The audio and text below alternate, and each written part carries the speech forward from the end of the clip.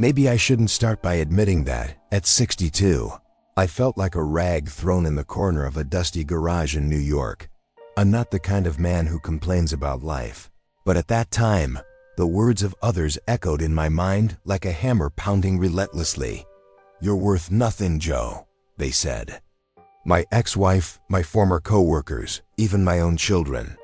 They all seemed to agree. And me, I believed them. It was 2005, and I lived in a tiny apartment in Brooklyn, surrounded by piles of unpaid bills and memories that hurt more than they helped. I had lost my factory job after 30 years due to a restructuring, a fancy word for saying I was disposable. My 2 children, now adults, barely called.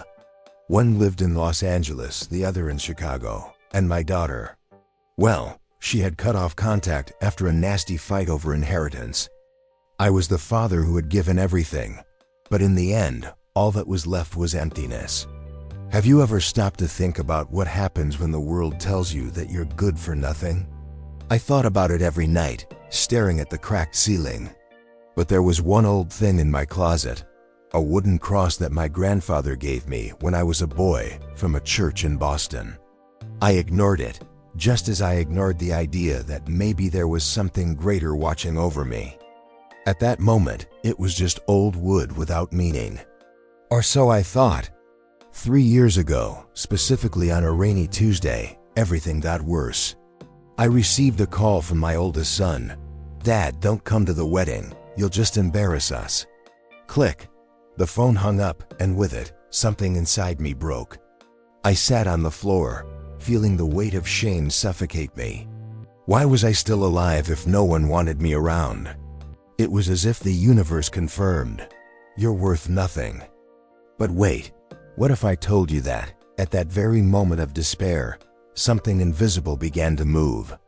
I won't reveal everything now, because life doesn't serve up answers on a platter. I can only say that, while I cried there, a strange breeze came through the slightly open window, stirring old papers.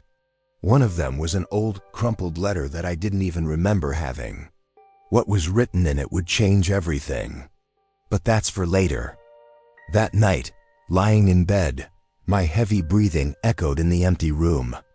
Each sigh was a pause, a moment for my heart to beat more slowly, absorbing the pain. I didn't know it then, but that cross in the closet, it was waiting. Waiting for the day when heaven decided to intervene. And you? Have you ever felt that your worth was stolen by the words of others? Maybe, like me, you're ignoring the signs of something greater. But what if our worth didn't depend on earth, but on heaven? I won't pretend that I'm innocent in this whole story. Maybe I contributed to my own abyss with bad choices that piled up like dust in a forgotten basement. On that rainy night in 2005, after my son's cruel call, I dragged myself to the closet, searching for something, anything to distract me from the pain burning in my chest. That's when the crumpled letter fell to the floor, as if fate had pushed it out. Written by me 20 years ago to my future self. "Dear Joe," it began, "if you're reading this, it's because things went wrong. Remember, you are worth more than they say." My heart raced, like a dull drum echoing in the silence of the apartment. I sat on the bed, unfolding the yellowed paper with trembling hands. The letter spoke of dreams I had at 42, being a present father, building a united family, maybe even starting a small business in Brooklyn. But there, line by line, I admitted my failures, the explosive temper that drove my ex-wife away, the late nights at work that stole time from my children. "You're not perfect, Joe, but don't let them define your worth," I had written. Cruel irony. Now at 62, I was exactly the man I feared becoming. Have you ever written something to yourself and, years later, felt like a stranger judging you?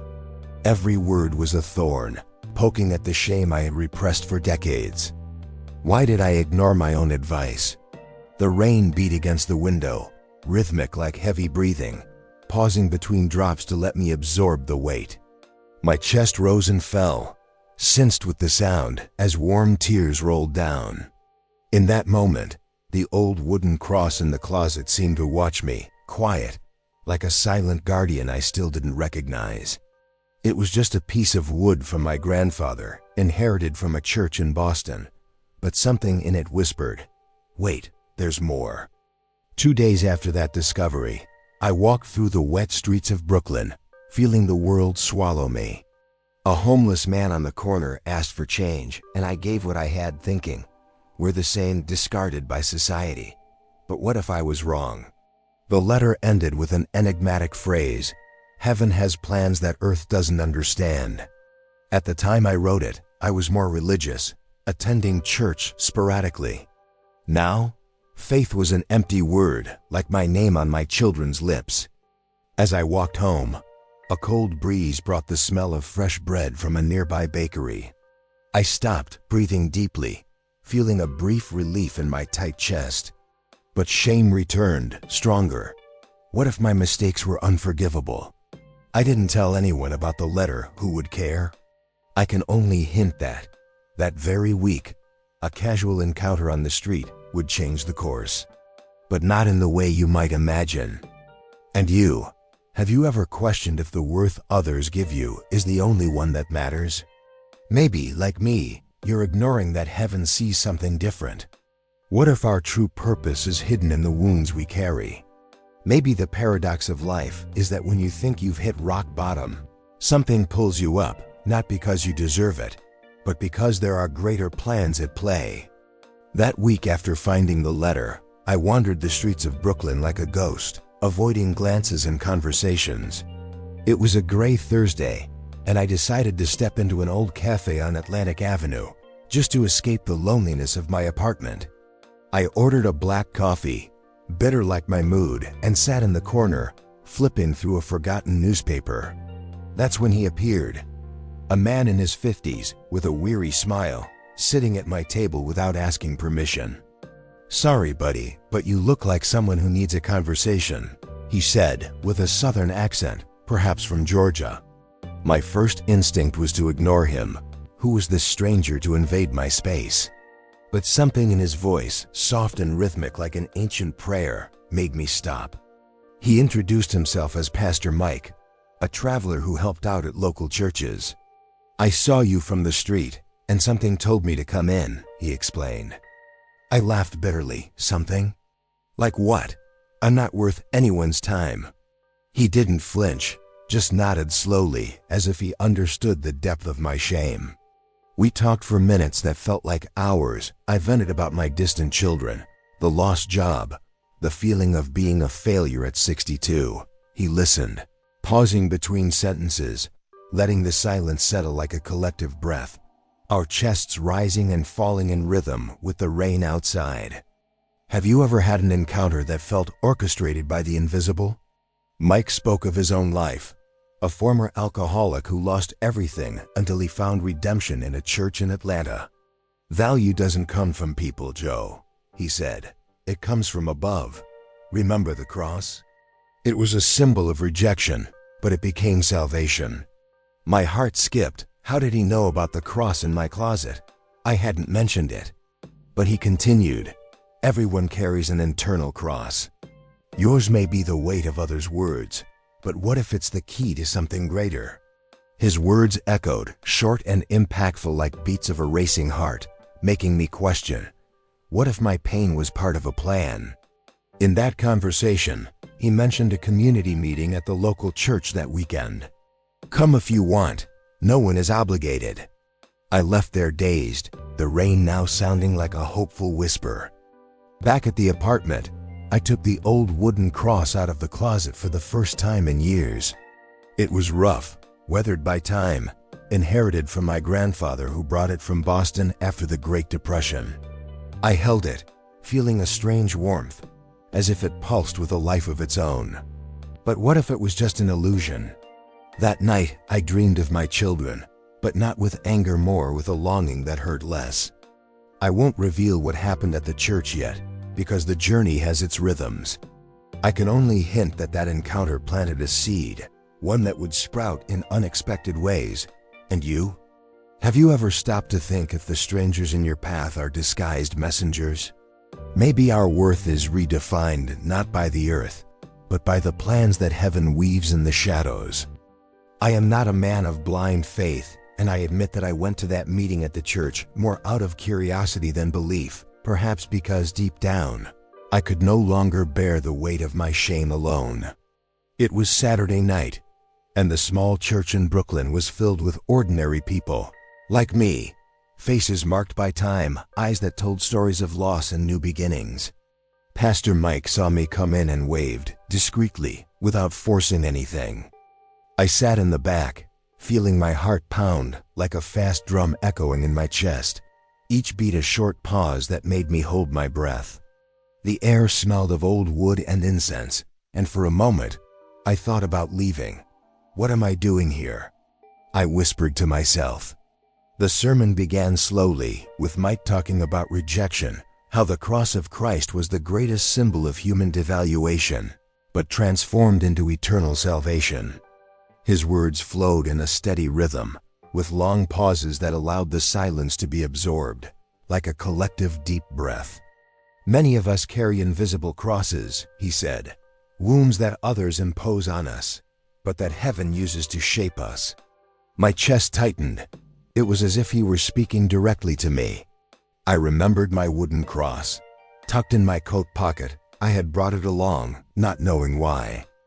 I held it tightly, feeling its rough marks, and for the first time, it seemed alive, pulsing with a warmth that traveled up my arm. Have you ever felt that a simple object carries secrets from the past? During the testimony of an elderly woman who shared how she lost her family but found peace in faith, something broke inside me. Tears rolled down, hot and silent, washing away the shame I had been suppressing for years. I'm worth nothing, I thought. But Mike's words echoed. Worth is not given by the earth, Joe. It's defined by heaven. How did he know my name again? At the end, he called for volunteers for prayer. I stood up, trembling, and as I approached, I showed him the cross. This was my grandfather's, I murmured. Mike smiled. Maybe it's a sign. Heaven has plans that begin with inheritances like this. At that moment, an inexplicable breeze passed through the church, moving the curtains, and I felt a deep relief, as if shame were dissolving into something greater. I went home with my mind spinning. What if that letter I wrote years ago was part of this plan? It spoke of worth, and now at 62, I was starting to see connections. But the true test would come days later with an unexpected call. Not from my children, but from someone who would change everything. And you? Have you questioned whether your wounds are actually keys to a greater purpose? Maybe our worth is forged in the fire that heaven ignites, not in the ashes that the earth leaves us. Maybe I should doubt coincidences, but after that night in the church, I began to see patterns where I had previously only seen chaos, as if heaven was stitching together the loose threads of my life. 3 days after the meeting, I was in the apartment, holding the wooden cross and rereading the old letter when the phone rang. My heart raced, beats quick like an urgent staccato, causing me to pause my breath for a second. It wasn't one of my children, as I secretly hoped, but an unknown voice. Hello, Mr. Joe. I'm Anna, granddaughter of your grandfather's brother. I found your name in old documents from Boston. My chest tightened. Granddaughter? I didn't even know I had living distant relatives. She explained, in a soft and rhythmic voice like a soothing melody, that she was researching the family tree and discovered the cross. Apparently, my grandfather had promised it to a branch of the family during the Depression, but it ended up with me by mistake. But there's more, she said, pausing to let the silence grow, synchronized with my quickening breath. My grandfather left an inheritance, not money, but a small property in Boston, and your name is on the papers as a partial heir. I laughed, incredulous. Inheritance? Me? The man who is worth nothing? But Anna insisted. Maybe heaven saved this for the right moment. Come visit. Bring the cross. It belongs to the family. Have you ever felt that the past comes back to redeem you when you least expect it? In that call, the shame that consumed me dissolved into waves of gratitude, as if each rejection had been a step toward this. At 62, I, the discarded one, had value in a family inheritance, not for the money, but for the reconnection. I held the cross, now warm in my hands, realizing that it was not just wood. It was the link that heaven used to pull me from the abyss. I remembered the words in the letter. Heaven has plans that earth does not understand. Now they made sense, echoing with new weight. Days later, I traveled to Boston, meeting Anna and other relatives. They welcomed me as if I were essential, sharing stories of the grandfather I barely knew. For the first time, I felt belonging, not by my own merit, but by grace. But the biggest test was yet to come, a message from my children, triggered by this twist.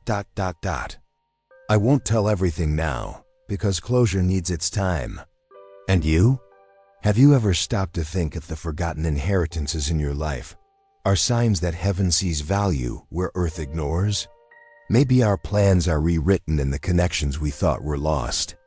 I am not an example for anyone, but if there is one lesson I learned at 62, it is that heaven does not waste wounds.